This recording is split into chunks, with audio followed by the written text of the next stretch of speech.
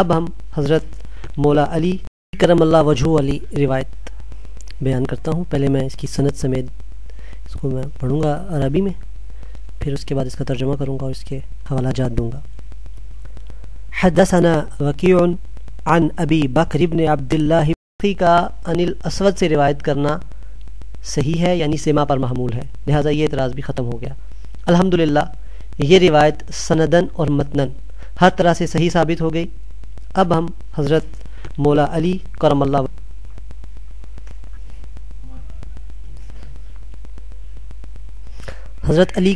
وجہہ علی روایت بیان کرتا ہوں. پہلے میں اس کی سند سمیت اس کو میں پڑھوں گا عربی میں، پھر اس کے بعد اس کا ترجمہ کروں گا اور اس کے حوالہ جات دوں گا.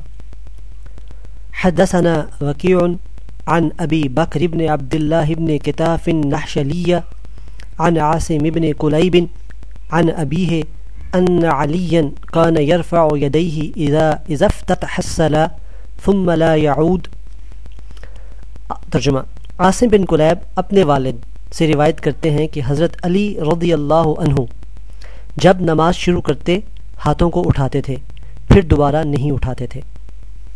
ابھی جن کتابوں میں آئی ہے ان کے نام: مصنف ابن ابی شیبہ والیوم 1 پیج 236 نمبر 2457، الاوسط ابن منذر والیوم 4 پیج 311 نمبر 1343، شرح معانی الآثار والیوم 1 پیج 385، مشکل الآثار والیوم 13 پیج 34 نمبر 5095، العلل و معرفت الرجال والیوم 1 پیج 374 نمبر 717، الحجہ والیوم 1 پیج 97، معطا امام محمد والیوم 1 پیج 184 نمبر 108، سنن کبریٰ للبیہقی والیوم 2 پیج 80 نمبر 2668، معرفت السنن والآثار والیوم 2 پیج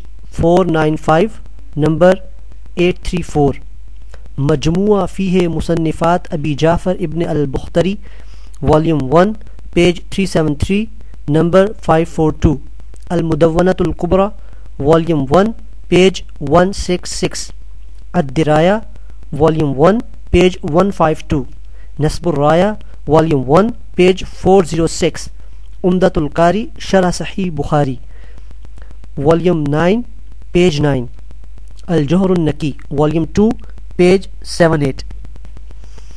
اس روایت کے بارے میں حافظ دارقطنی رحمہ اللہ کہتے ہیں: فَرَوَوْهُ عَنْ أَبِي بَكْرَ النَّحْشَلِي مَوْقُوفًا عَلَى عَلِيٍّ وَهُوَ الصَّوَابُ۔ ان سکہ راویوں نے روایت کیا ابو بکر النحشلی سے حضرت علی رضی اللہ تعالیٰ عنہ تک موقوف، اور وہ صحیح ہے۔ العلل والیوم 4 پیج 107 نمبر 457۔ حافظ ابو جعفر طحاوی نے اس حدیث سے استدلال کیا، حجت پکڑی، اور یہ تو زبیر الدئی صاحب اپنی کتاب میں مانتے ہیں کہ جب کوئی محدث کسی روایت سے حجت پکڑے بطور دلیل تو وہ اس کے نزدیک صحیح یا حسن ہوتی ہے۔ شرح معانی الآثار والیوم 1 پیج 385۔ حافظ ذیلی رحمہ اللہ کہتے ہیں: وَهُوَ أَثَرٌ صَحِيحٌ نصب الرایہ والیوم 1 پیج 406۔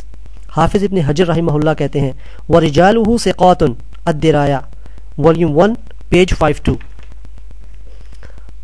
علامہ عینی فرماتے ہیں: وَإِسْنَادُ حدیث عاصم بن کلیب صحیح علی شرط مسلم، عمدۃ القاری والیوم 9 پیج 9۔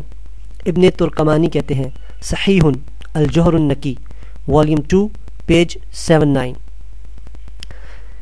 تصحیح کے بعد اب راویوں کی توثیق بیان کرتے ہیں۔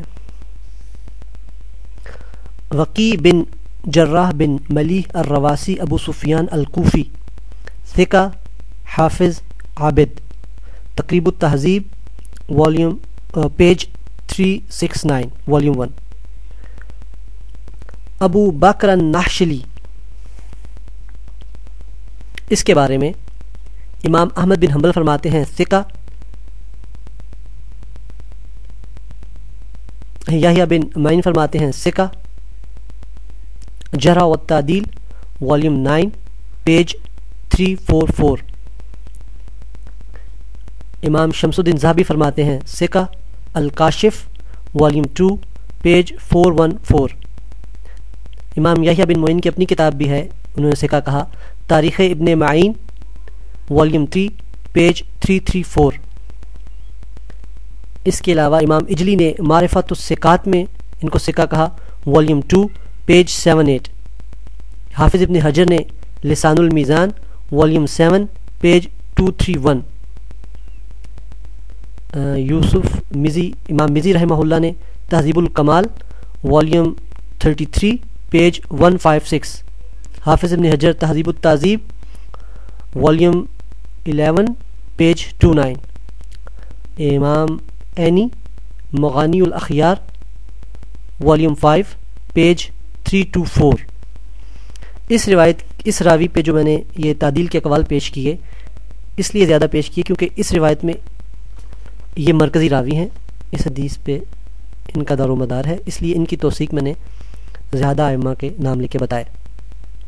اگلے راوی ہیں عاصم بن کلیب، ان کے بارے میں کہا گیا ہے ثقہ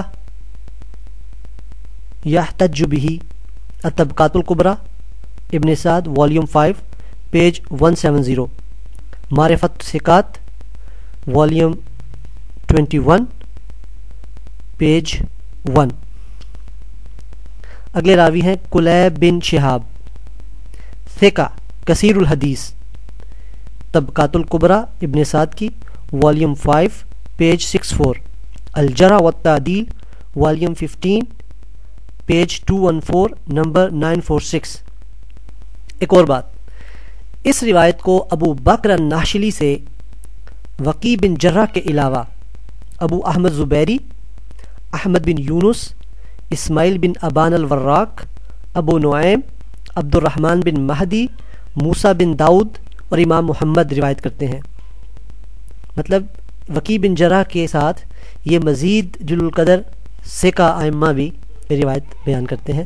اور ابو بکر الناشلی کا ایک متابع بھی ہے، امام دارقطنی رحمہ اللہ فرماتے ہیں وَقَذَلِكَ رَوَاهُ محمد بن آبان عن عاصم موقوفاً، اور ایسے ہی اسے محمد بن آبان نے عاصم سے موقوف روایت کیا ہے، علل والیوم 4 پیج 107۔